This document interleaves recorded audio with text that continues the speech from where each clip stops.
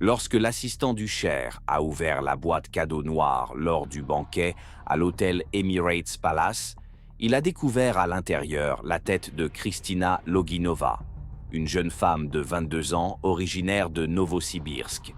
C'était la fin de ce qui devait être l'enterrement de vie de jeune fille de ses rêves. Kristina Loginova travaillait comme maquilleuse dans un salon de beauté sur Krasny Prospekt, à Novosibirsk, et tenait un petit blog sur les cosmétiques sur Instagram. Elle comptait 3000 abonnés et rêvait d'élargir son audience. Au début du mois d'octobre 2022, un représentant de l'agence Pearl Elite Events lui a écrit pour lui proposer de participer à une campagne publicitaire pour une marque de cosmétiques arabe à Dubaï. Les conditions semblaient alléchantes: vol payé, hébergement dans un hôtel 5 étoiles, cachet pour participer à une séance photo et au tournage d'un spot publicitaire. On a dit à Kristina qu'elle ne serait pas seule. 5 autres filles de Russie et des pays de l'ex-URSS, toutes blogueuses et mannequins, l'accompagneraient. Le directeur de l'agence s'est présenté sous le nom de Farid et a communiqué uniquement par messagerie instantanée. Il a envoyé des documents officiels avec des cachets, un contrat en anglais et des billets d'avion Moscou-Dubaï. Kristina a montré les documents à son amie Anna, qui travaillait comme avocate. Anna a déclaré que les documents semblaient authentiques, même si certaines formulations lui semblaient étranges. Elle a été particulièrement troublée par le point stipulant que les participantes s'engageaient à ne pas divulguer les détails de l'événement avant sa fin et à remettre leur téléphone aux organisateurs pendant le tournage afin de garantir la confidentialité. Le 10 octobre, Kristina est arrivée à Moscou, où elle a rencontré les autres participantes à l'aéroport de Domodedovo. Outre elle, le groupe comprenait Alina, une Ukrainienne de Kiev, Katia, une Biélorusse de Minsk, 2 Russes, Lena d'Ekaterinbourg et Sveta de Kazan, ainsi qu'Ina, une Moldave. Toutes les filles avaient à peu près le même âge, entre 20 et 25 ans, et tenaient toutes des blogs sur la beauté ou la mode. À l'aéroport, elles ont été accueillies par un homme d'âge moyen qui s'est présenté comme un représentant de l'agence et les a accompagnées jusqu'à l'enregistrement du vol. Le vol s'est déroulé sans incident. À Dubaï, les filles ont été accueillies par 2 hommes en costume qui parlaient anglais avec un accent arabe. Elles ont été conduites à l'hôtel Atlantis de Palm, où chacune a reçu une chambre individuelle. La première journée s'est déroulée exactement comme l'avaient promis les organisateurs. Séance photo au bord de la piscine, déjeuner au restaurant de l'hôtel, excursion en yacht pour une séance photo au coucher du soleil. Kristina a publié des photos dans ses stories et a écrit à son amie à Novosibirsk que tout se passait très bien. Le 2e jour, le programme a changé. On a dit aux filles que la majeure partie du tournage se déroulerait dans une villa privée, où les conditions de travail étaient meilleures. Elles ont été conduites à différentes adresses, ce qui a été justifié par des exigences techniques. Chacune serait filmée dans un décor individuel. Kristina a été conduite dans une villa du quartier de Jumeirah, où elle a été accueillie par 3 hommes et une femme d'âge moyen. La femme parlait russe et s'est présentée comme la coordinatrice du projet. La villa était grande et luxueuse, mais l'atmosphère est rapidement devenue tendue. On a confisqué le téléphone de Kristina, expliquant que c'était pour des raisons de sécurité. Tous les tournages devaient être réalisés avec du matériel professionnel, sans fuite d'informations. On lui a donné une chambre au 2e étage et on lui a dit que le tournage principal commencerait le lendemain. Le dîner a été apporté dans sa chambre et la porte a été verrouillée de l'extérieur. À ses questions sur le moment où elle pourrait contacter sa famille, on lui a répondu de manière évasive, après la fin du tournage. Le 3e jour a commencé par l'arrivée de nouveaux vêtements et de nouveaux produits de beauté pour Christine, ainsi que de plusieurs perruques de différentes couleurs. La coordinatrice lui a expliqué que le tournage nécessiterait différents looks. La première séance photo a eu lieu dans le salon de la villa, où Christine a été photographiée en robe de soirée. On lui a ensuite demandé de se changer pour des vêtements plus provocants. Lorsqu'elle a refusé, on lui a expliqué qu'il s'agissait d'une exigence du client et que si elle ne respectait pas toutes les conditions du contrat, celui-ci serait résilié et elle serait contrainte de rembourser les frais de vol et d'hébergement. Le soir du 3e jour, l'atmosphère a complètement changé. Plusieurs hommes en costumes coûteux sont arrivés dans la maison et ont parlé entre eux en arabe. La coordinatrice a dit à Christina qu'il y aurait aujourd'hui une séance photo spéciale pour les clients VIP de la marque. La jeune fille a pris peur et a exigé qu'on lui rende son téléphone pour qu'elle puisse contacter sa famille. On lui a répondu que son téléphone ne lui serait rendu qu'après avoir rempli toutes les conditions du contrat. C'est alors que Christine a réussi à utiliser en secret son ancien téléphone, qu'elle avait emporté comme téléphone de secours et qui n'avait pas été remarqué lors de la fouille. Elle a enregistré un message vocal à l'intention de son amie Anna. Ils ont pris nos téléphones. Ils nous ont dit que seules les photos officielles seraient publiées. Ce n'est pas aussi amusant ici que sur les photos. Honnêtement, c'est effrayant. Et les gars sont bizarres. Le message a été envoyé via Messenger à 23h, le 13 octobre 2022. Le 4e jour, Christina a été réveillée tôt le matin et on lui a dit qu'elle allait rencontrer le principal investisseur du projet. On l'a forcée à se maquiller avec des produits professionnels, on lui a fait une coiffure et on lui a fait enfiler une robe coûteuse. Lorsqu'elle a de nouveau tenté de refuser, l'un des gardes l'a saisie par le bras si fort qu'il lui a laissé des bleus. La coordinatrice lui a froidement expliqué qu'elle n'avait pas le choix. Le contrat a été signé et elle devait désormais se plier à toutes les exigences du client. Le soir même, un homme d'une 50aine d'années, vêtu d'un costume national blanc, est arrivé à la villa. Il était accompagné de 4 gardes du corps. Christina a été conduite dans le salon principal, où l'homme l'a longuement examinée en parlant en arabe. La coordinatrice a traduit. Le client était satisfait de son apparence, mais voulait vérifier sa docilité.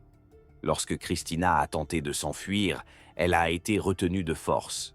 Son amie Anna à Novosibirsk s'est inquiétée lorsque Christina n'a pas répondu à ses messages pendant 2 jours.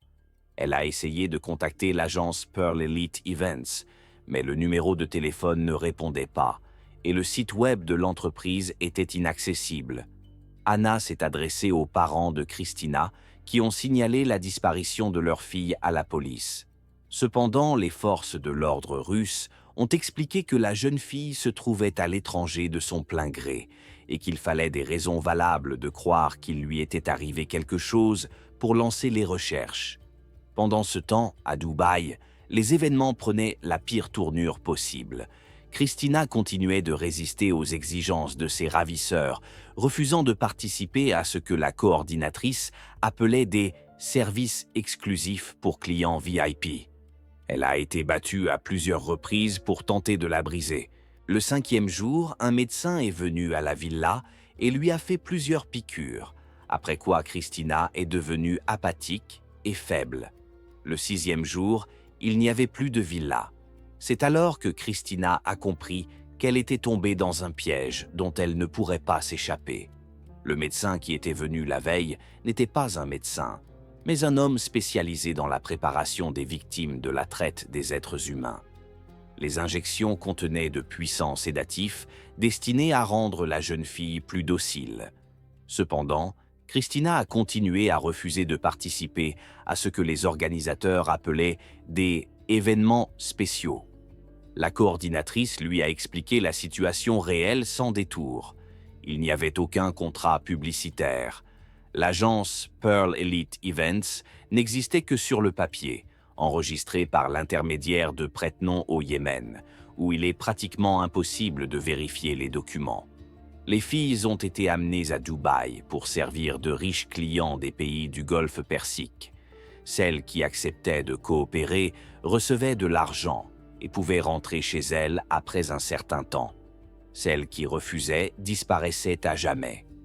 Christina a appris que les autres filles de leur groupe se trouvaient dans différentes villas à travers Dubaï. Certaines d'entre elles avaient déjà craqué et accepté les exigences de leurs ravisseurs, Alina et Katia, selon le coordinateur, se sont adaptés à leur nouvelle situation et travaillent désormais dans un bordel haut de gamme pour riches arabes. Sveta, originaire de Kazan, a tenté de s'enfuir et a été gravement blessée, après quoi elle a été envoyée à l'hôpital sous bonne garde. Le 7e jour, un homme que les gardes appelaient « docteur » est venu voir Christina. Il l'a examinée et a déclaré que la jeune fille était trop épuisée par le stress et la résistance pour être utile aux clients habituels. La coordinatrice a traduit ses propos. Il existe une catégorie particulière de clients qui préfèrent les produits frais et sont prêts à payer beaucoup plus cher pour l'exclusivité. Christina a compris qu'il s'agissait de son meurtre. Pendant ce temps, la famille de Christina en Russie tentait désespérément de retrouver sa fille. Le père de la jeune fille, Sergueï Loginov, qui travaillait comme serrurier dans une usine, a dépensé toutes les économies de la famille pour se rendre à Moscou, où il s'est adressé à différentes instances. Sa mère, Tatiana, infirmière dans un hôpital local, a écrit des demandes au ministère russe des Affaires étrangères, au consulat à Dubaï et à des organisations internationales de défense des droits de l'homme. Les réponses étaient formelles, sans preuve concrète du crime. Les diplomates russes ne peuvent pas intervenir dans les affaires des citoyens qui se trouvent à l'étranger de leur plein gré. Anna a continué à analyser les derniers messages de Christina et a découvert un détail important. Les métadonnées du message vocal contenaient des informations sur l'emplacement. Les coordonnées indiquaient le quartier de Jumeirah à Dubaï. Elle a transmis cette information à la police, mais les forces de l'ordre russes ont déclaré qu'elles n'avaient pas le pouvoir de mener des opérations sur le territoire des Émirats arabes unis. Le 8e jour fut décisif. Le matin, un homme arriva à la villa dans une voiture de luxe, que le coordinateur accueillit avec un respect particulier. Il s'agissait du cheikh Khaled Al-Rachid, un homme d'affaires influent d'Arabie Saoudite, lié à l'industrie pétrolière et à l'immobilier de luxe. Il avait environ 45 ans, parlait couramment l'anglais et donnait l'impression d'être une personne cultivée et bien élevée. Le cheikh a examiné Christina comme une marchandise, discutant avec le coordinateur de ses paramètres et de son état. La jeune fille était tellement affaiblie par les médicaments et le stress qu'elle tenait à peine debout. Al-Rachid a déclaré qu'elle convenait à une commande spéciale qu'il avait reçue de l'un de ses partenaires commerciaux, un prince saoudien qui collectionnait des trophées exotiques. Selon le coordinateur, le prince commandait les têtes de jeunes femmes européennes qui étaient ensuite embaumées d'une manière particulière et devenaient partie intégrante de sa collection privée. Il payait entre 500 000 et 1 million de dollars pour une telle marchandise en fonction de l'âge et de l'apparence de la victime. Christina correspondait parfaitement aux exigences du client. Jeune, belle, avec des traits slaves. La procédure devait se dérouler dans le sous-sol spécialement équipé de la villa où travaillait le maître, un homme spécialisé dans la conservation de matériaux biologiques pour les collectionneurs. Le cheikh Al-Rachid supervisait personnellement le processus, car sa réputation auprès du client dépendait de la qualité du travail. Christina a été conduite au sous-sol le 9 octobre à 14 heures. Un homme en blouse médicale l'y attendait, se présentant comme un spécialiste de la conservation. À côté se trouvait un fauteuil ressemblant à un fauteuil de dentiste et des tables avec des instruments. Le cheikh expliqua à la jeune fille dans un russe approximatif qu'il avait appris spécialement pour de tels cas que sa mort serait rapide et relativement indolore si elle ne résistait pas. Les derniers mots de Christina s'adressaient à sa mère, même si Tatiana ne les entendrait jamais. La jeune fille a demandé à sa mère de lui dire qu'elle l'aimait et qu'elle ne voulait pas faire de mal à sa famille. Le cheikh a enregistré ces mots sur un dictaphone. Il joignait généralement ces enregistrements à ses livraisons, comme preuve de l'authenticité de la marchandise. Le meurtre a été commis par strangulation, à l'aide d'un nœud coulant spécial qui ne laissait aucune trace visible sur le cou. Le maître a travaillé avec soin, car la tête devait conserver un aspect présentable. Après la mort de Christina, sa tête a été séparée du corps à l'aide d'instruments chirurgicaux professionnels, traités avec des solutions de conservation et placés dans un conteneur spécial pour le transport. Le corps de la jeune fille a été incinéré dans le four crématoire appartenant à l'une des sociétés du Cher. Les documents relatifs à la crémation ont été établis sous un nom fictif et les cendres ont été dispersées dans le désert près de Dubaï. Il ne restait aucune trace de l'existence de Christina Loginova sur le territoire des Émirats arabes unis, à l'exception de sa tête qui était désormais en route vers son nouveau propriétaire. Mais les plans du Cheikh Al-Rachid ont été contrariés par un accident que personne n'aurait pu prévoir. Le prince saoudien qui avait commandé le trophée est mort subitement d'une crise cardiaque 3 jours avant la livraison prévue. Ses héritiers n'étaient pas au courant de la collection de leur père et n'étaient pas intéressés par la commande. Le cheikh s'est retrouvé avec une cargaison coûteuse qu'il ne savait pas où écouler. Al-Rachid a décidé de tirer parti de la situation. Il entretenait des relations difficiles avec certains de ses partenaires commerciaux de Riyad, qui le soupçonnaient de fraude dans le partage des bénéfices des projets pétroliers communs. Il a décidé d'offrir la tête de Christina en cadeau à l'un de ses partenaires, le cheikh Faisal Al-Saabi, laissant entendre qu'il était au courant de ses passions secrètes et qu'il pouvait les révéler au grand jour à tout moment. Le cadeau était emballé dans une boîte noire coûteuse avec des finitions dorées, comme il est d'usage pour les cadeaux particulièrement précieux parmi l'élite arabe. La boîte était accompagnée d'une note en arabe. « Cher frère, acceptez ce modeste cadeau en signe de notre compréhension mutuelle. J'espère qu'il vous rappellera l'importance de l'honnêteté dans nos relations. » Le 15 novembre, le cheikh Faisal Al-Sabir a organisé un banquet pour célébrer la conclusion d'un important contrat de fourniture d'équipements pétroliers. L'événement s'est déroulé dans l'une des salles de l'hôtel Emirates Palace à Abu Dhabi, où étaient invités des hommes d'affaires influents et des représentants des familles régnantes de la région. Parmi les invités figurait le ministre de l'Énergie des Émirats arabes unis, plusieurs princes saoudiens et les dirigeants des plus grandes sociétés pétrolières. La boîte contenant le cadeau a été livrée à l'hôtel par un service de messagerie à 19 h, 1 heure avant le début du banquet. Le service de sécurité de l'hôtel a vérifié le colis à l'aide des méthodes habituelles, rayons X et analyse des explosifs. Rien de suspect n'a été détecté. La boîte a été placée sur une table spéciale, à côté des autres cadeaux que les invités avaient apportés en l'honneur de l'hôte de l'événement. Le banquet a commencé à 20 h par les salutations et les toasts traditionnels. Vers 21 h, le cheikh Faisal a décidé d'ouvrir les cadeaux en présence des invités, conformément aux traditions locales d'hospitalité. Il a d'abord ouvert les cadeaux des invités les plus importants, laissant la boîte noire pour la fin, car l'expéditeur n'était pas indiqué. Lorsque l'assistant du cheikh Faisal a soulevé le couvercle de la boîte, un silence s'est installé dans la salle pendant quelques secondes. Puis la panique a éclaté. La tête d'une jeune femme reposait sur de la soie noire, les yeux fermés, le visage soigneusement maquillé avec des produits professionnels. Un fin pendentif en or en forme de cœur était suspendu à son cou, celui-là même que Christina avait reçu de ses parents pour ses 18 ans et qu'elle n'avait jamais retiré. La réaction des invités fut immédiate et chaotique. Plusieurs femmes s'évanouirent, les hommes crièrent, les serveurs laissèrent tomber leurs plateaux. Le cheikh Faisal resta figé, les yeux rivés sur le contenu de la boîte. Son assistant la referma immédiatement, mais il était trop tard. Des dizaines de personnes avaient vu ce qu'elle contenait.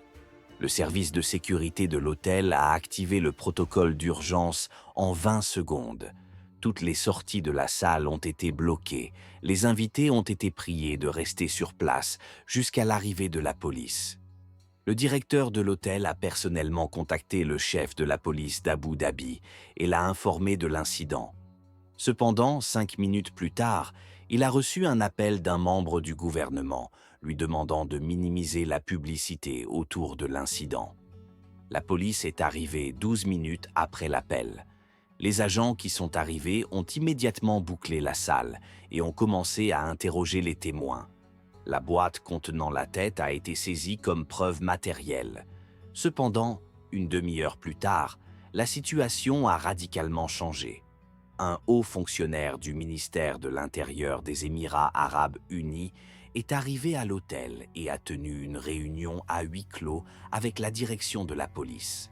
Cette réunion a abouti à la décision de mettre fin à l'enquête sur place.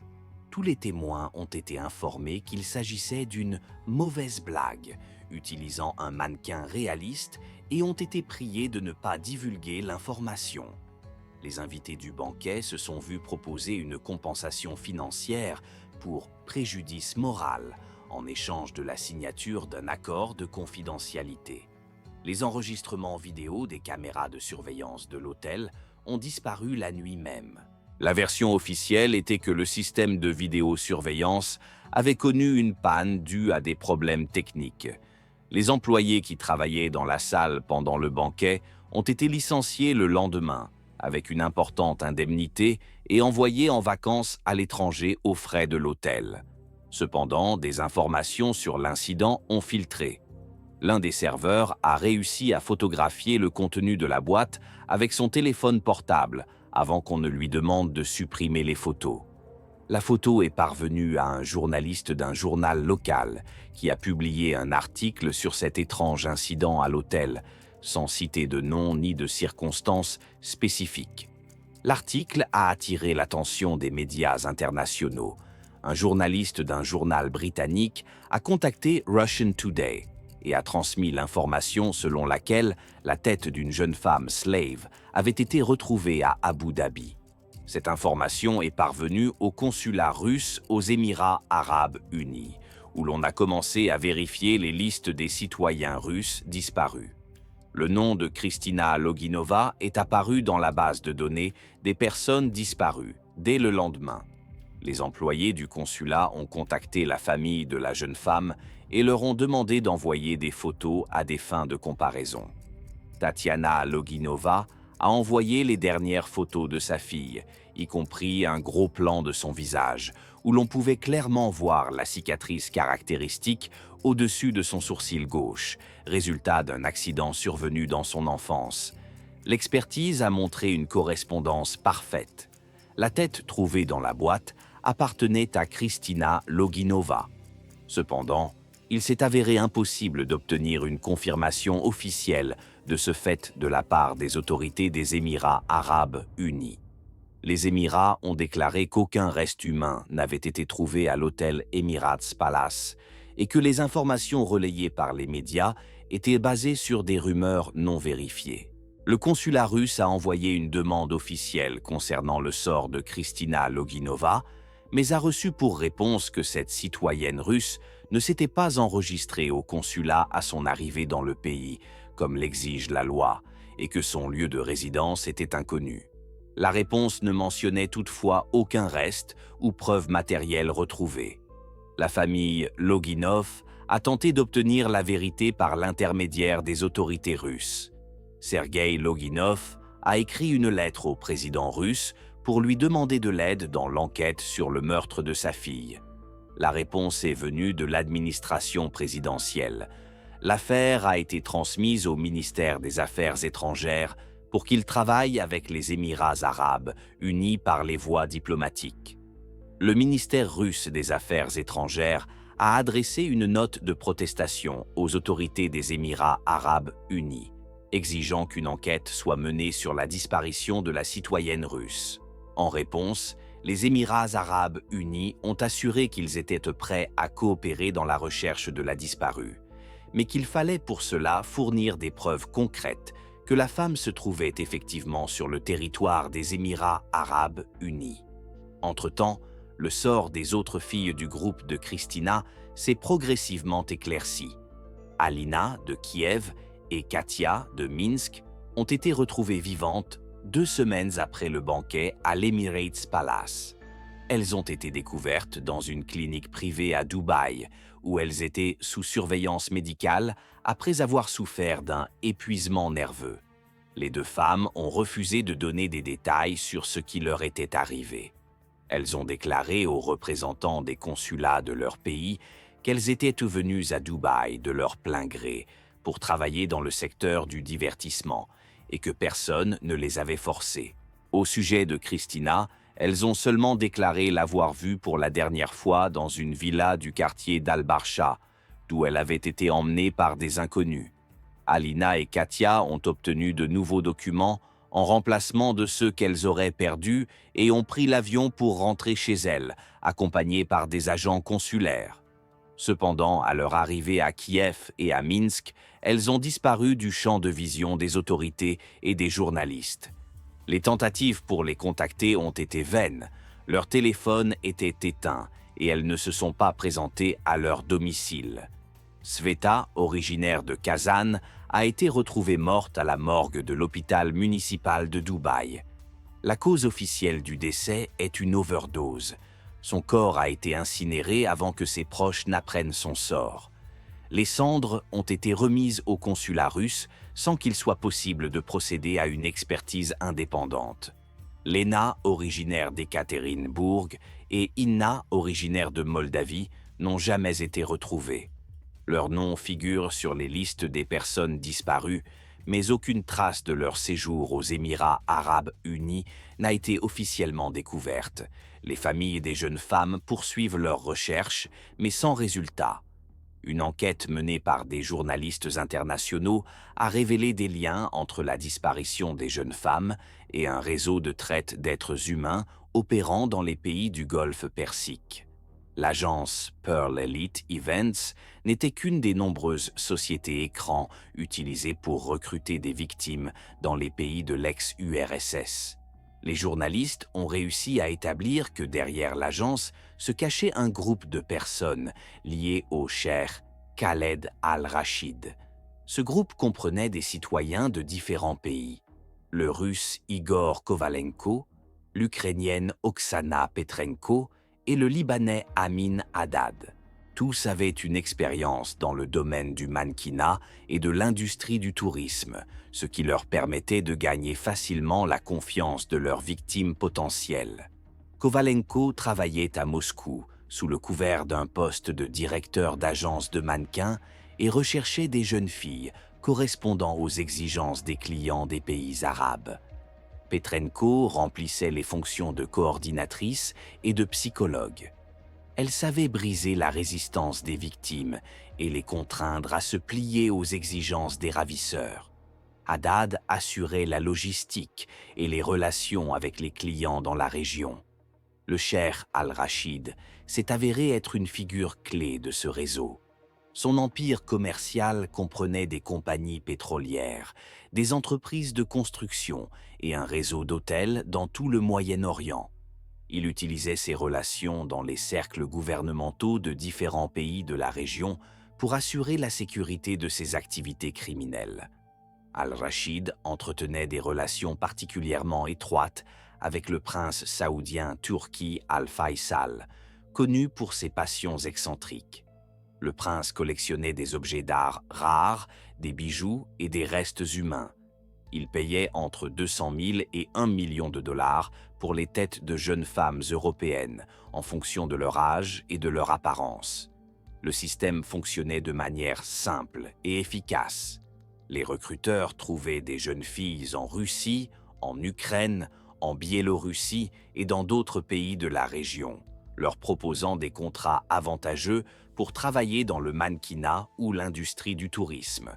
Les victimes étaient amenées aux Émirats arabes, unis sous le couvert de touristes ou de partenaires commerciaux, après quoi leurs documents étaient confisqués et elles étaient contraintes de fournir des services sexuels à des clients fortunés. Celles qui acceptaient les conditions des ravisseurs travaillaient dans des bordels haut de gamme à Dubaï, à Abu Dhabi et dans d'autres villes de la région. Après quelques mois ou quelques années, elles étaient soit renvoyées chez elles avec une importante compensation financière et des accords de confidentialité, soit vendue à d'autres pays. Celles qui refusaient d'obéir disparaissaient à jamais. Kristina Loginova faisait partie de ceux que l'on avait décidé d'éliminer. Sa résistance acharnée et ses tentatives pour contacter sa famille la rendaient dangereuse pour l'organisation. De plus, son apparence correspondait parfaitement aux exigences du prince Turki, qui était justement à la recherche d'une nouvelle pièce pour sa collection. Le meurtre de Kristina devait rester secret, connu uniquement d'un cercle restreint de commanditaires et d'exécutants. Cependant, un hasard a ruiné les plans des criminels. Le prince Turki Al-Faisal est mort d'une crise cardiaque la veille de la livraison prévue de la marchandise, et le cheikh Al-Rachid s'est retrouvé avec un chargement qu'il ne pouvait pas simplement jeter, car trop d'argent avait été dépensé pour sa préparation. La décision d'utiliser la tête de Kristina comme moyen de chantage contre le cheikh Faisal s'est avérée être une erreur fatale. Al-Rachid a sous-estimé la réaction du public face à un cas aussi flagrant. La photo prise à l'hôtel Emirates Palace a été publiée sur Internet et il est devenu impossible d'empêcher la diffusion de l'information malgré tous les efforts des autorités des Émirats arabes unis. Les organisations internationales de défense des droits de l'homme se sont jointes à l'enquête après que l'histoire de Kristina Loginova ait été largement médiatisée. Amnesty International a adressé une demande officielle aux autorités des Émirats arabes unis pour qu'elles mènent une enquête indépendante sur la traite des êtres humains dans le pays. Le Parlement européen a adopté une résolution condamnant l'inaction des autorités émiraties dans la lutte contre la criminalité. Sous la pression de l'opinion publique internationale, les autorités des Émirats arabes unis ont été contraintes de prendre des mesures visibles. Une commission spéciale chargée de lutter contre la traite des êtres humains a été créée et a procédé à plusieurs arrestations exemplaires de petits complices du réseau criminel. Cependant, les principaux responsables sont restés intouchables. Le cheikh Khaled Al-Rachid a quitté les Émirats arabes unis une semaine après l'incident à l'hôtel Emirates Palace. Officiellement, il est parti pour des raisons familiales en Arabie Saoudite, où il avait d'importants intérêts commerciaux. En réalité, il s'agissait d'une fuite devant une éventuelle enquête, car les journalistes se rapprochaient de plus en plus de la révélation de son rôle dans le réseau criminel. Les tentatives d'extradition d'Al-Rachid pour l'interroger ont échoué. Les autorités saoudiennes ont déclaré qu'aucune accusation officielle n'avait été portée contre lui et qu'il n'y avait donc aucun motif d'extradition. Le parquet russe a ouvert une enquête pénale sur le meurtre de Kristina Loginova, mais le suspect est resté hors d'atteinte pour les enquêteurs. Igor Kovalenko, membre russe du groupe criminel, a été arrêté à Moscou à la demande d'Interpol. Cependant, 3 jours plus tard, il a été libéré sous caution et une semaine plus tard, il a disparu. Selon des informations non confirmées, il se trouverait dans un pays d'Amérique latine sous un nouveau nom. L'Ukrainienne Oksana Petrenko et le Libanais Amin Haddad ont également échappé à la justice. La famille de Kristina Loginova continue de se battre pour que justice soit faite, malgré les obstacles dressés par les autorités de différents pays. Tatiana Loginova a créé une fondation caritative pour venir en aide aux familles des victimes de la traite des êtres humains, qui aide à rechercher les jeunes filles disparues et apporte un soutien juridique à leurs proches. Le fonds a rassemblé des preuves de l'activité de plusieurs autres groupes criminels utilisant des stratagèmes similaires pour attirer des victimes provenant des pays de l'ex-URSS. En 2 ans d'activité, le fonds a réussi à sauver 23 jeunes filles qui avaient été victimes de trafiquants d'êtres humains dans différents pays du Moyen-Orient. Une enquête journalistique a révélé l'ampleur du problème de la traite des êtres humains dans la région du Golfe Persique. Selon les estimations des experts, chaque année, entre 3 et 5 000 jeunes femmes originaires de Russie, d'Ukraine, de Biélorussie, d'Asie centrale et d'Europe de l'Est sont victimes de tels stratagèmes. La plupart des gouvernements de la région préfèrent passer le problème sous silence, car sa divulgation pourrait nuire à l'image des pays en tant que destination touristique. La corruption au sein des forces de l'ordre et les liens étroits entre les criminels et les élites au pouvoir rendent la lutte contre la traite des êtres humains extrêmement difficile. L'histoire de Kristina Loginova est devenue le symbole de ce problème. Sa photo est publiée sur les sites web de dizaines d'organisations de défense des droits humains pour rappeler que derrière les belles façades des hôtels de luxe et des centres commerciaux de Dubaï se cache la cruelle réalité de l'esclavage moderne. L'hôtel Emirates Palace, où s'est produit l'incident avec la tête de Kristina, continue de fonctionner normalement. Les représentants officiels de l'hôtel affirment qu'aucun incident ne s'est produit dans leurs murs et que tous les reportages des médias sont basés sur des informations erronées. La salle où s'est déroulé le banquet du cheikh Faisal a été entièrement rénovée et réaménagée. Le cheikh Faisal Al-Saabi, qui a reçu un cadeau macabre, a quitté le monde des affaires et s'est installé à Londres, où il mène une vie recluse. Selon ses proches, cet incident a gravement affecté sa santé mentale. Il refuse de discuter de ce qui s'est passé et menace de poursuivre en justice tout journaliste qui tente de le contacter. L'agence Pearl Elite Events a été officiellement liquidée, mais elle a été remplacée par des dizaines de nouvelles sociétés écrans fonctionnant selon des schémas similaires. Les criminels ont simplement changé de nom et poursuivi leurs activités, utilisant de nouveaux canaux de recrutement de victimes via les réseaux sociaux et les messageries instantanées. Les autorités russes ont renforcé le contrôle des départs de jeunes femmes vers les pays du Golfe Persique, mais ces mesures sont purement formelles. Les jeunes filles continuent d'obtenir facilement des visas touristiques et de s'envoler vers les Émirats arabes unis, le Qatar, le Koweït et d'autres pays de la région, sans se douter des dangers qui les attendent. Interpol a inscrit le cheikh Khaled Al-Rachid sur la liste des criminels les plus recherchés, mais son lieu de résidence reste inconnu. Selon des informations non confirmées, il vivrait au Yémen sous la protection d'un chef tribal local, avec lequel il entretient des relations commerciales de longue date. Le prince Turki Al-Faisal, à qui était destinée la tête de Christine, a été enterré avec les honneurs dus à un membre de la famille royale.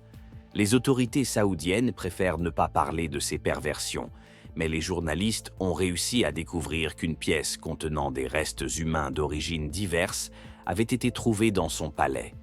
La collection du prince a été secrètement détruite sur ordre du roi d'Arabie Saoudite, qui ne voulait pas d'un scandale international. Les serviteurs du palais, qui connaissaient l'existence de la collection, ont reçu d'importantes compensations financières en échange de leur silence et ont été transférés dans d'autres résidences de la famille royale. Le corps de Kristina Loginova n'a jamais été retrouvé. Selon les témoignages des victimes survivantes du groupe criminel, les restes des jeunes filles étaient généralement incinérés dans des fours spéciaux et leurs cendres dispersées dans le désert. La famille de Kristina a érigé un monument dans le cimetière de Novosibirsk, bien que la tombe reste symbolique. L'affaire Kristina Loginova reste officiellement ouverte en Russie, mais il n'y a aucune perspective réelle de la résoudre. Les principaux suspects se cachent dans des pays qui n'extradent pas leurs citoyens ou les personnes bénéficiant de leur protection. Les témoins sont soit morts, soit intimidés et refusent de témoigner. L'affaire a connu un nouveau rebondissement en 2024, lorsqu'une femme se présentant comme Oksana Petrenko a été arrêtée à Istanbul. Cependant, l'expertise a montré que la personne arrêtée avait des empreintes digitales différentes et n'était pas la criminelle recherchée. La véritable Petrenko est toujours en liberté. La mère de Kristina, Tatiana Loginova, continue de recevoir des menaces anonymes lui demandant de mettre fin aux activités de la fondation et à la recherche des meurtriers de sa fille. À plusieurs reprises, des inconnus ont tenté de s'introduire dans son appartement, mais grâce au système de sécurité installé, ces tentatives ont été déjouées. La police mène une enquête sur ces incidents, mais les coupables n'ont pas été retrouvés. Le père de Kristina, Sergueï Loginov, n'a pas supporté la pression psychologique et a commencé à abuser de l'alcool. 1 an après la mort de sa fille, il a été licencié de l'usine pour violation de la discipline du travail. Il suit actuellement un traitement contre l'alcoolisme dans une clinique spécialisée. L'amie de Kristina, Anna, qui a été la première à donner l'alerte sur sa disparition, a émigré au Canada où elle travaille comme conseillère juridique dans une organisation qui vient en aide aux victimes de la traite des êtres humains. Elle intervient régulièrement lors de conférences internationales pour raconter l'histoire de Kristina comme exemple de ce à quoi peut conduire l'insouciance des jeunes filles. Les réseaux sociaux, où Kristina tenait son blog sur la beauté, ont supprimé ses comptes à la demande des autorités des Émirats arabes unis. La raison officielle invoquée était une violation des règles de la communauté. En réalité, il s'agissait d'une tentative d'effacer toute trace de la jeune fille sur Internet afin que son histoire n'attire pas l'attention sur le problème de la traite des êtres humains dans la région. Néanmoins, le nom de Kristina Loginova est devenu connu bien au-delà des frontières de la Russie. Son histoire a inspiré un documentaire qui a été présenté dans des festivals de cinéma européens et a remporté plusieurs prix. Le film est interdit de diffusion dans les pays du Golfe Persique, mais il est largement diffusé sur Internet. Les organisations internationales utilisent le cas de Kristina comme précédent pour faire pression sur les gouvernements des pays de la région, afin qu'ils renforcent la lutte contre la traite des êtres humains. Cependant, les changements réels sont lents, car trop de personnes influentes ont intérêt à maintenir le statu quo. L'histoire de Kristina Loginova reste inachevée. Ses meurtriers sont en liberté, le réseau criminel continue d'opérer sous d'autres noms et de nouvelles victimes tombent dans les mêmes pièges. La boîte cadeau noire contenant la tête d'une jeune femme de 22 ans est devenue le symbole de l'impunité et de l'indifférence des autorités face au sort des gens ordinaires. Dans les pays du Golfe Persique, où les pétrodollars achètent le silence et créent l'illusion de la prospérité, de tels colis ne donnent effectivement pas lieu à une enquête sérieuse. Derrière les façades brillantes des gratte-ciel et le luxe des hôtels se cache un monde où la vie humaine a un prix et où la justice se vend au plus offrant.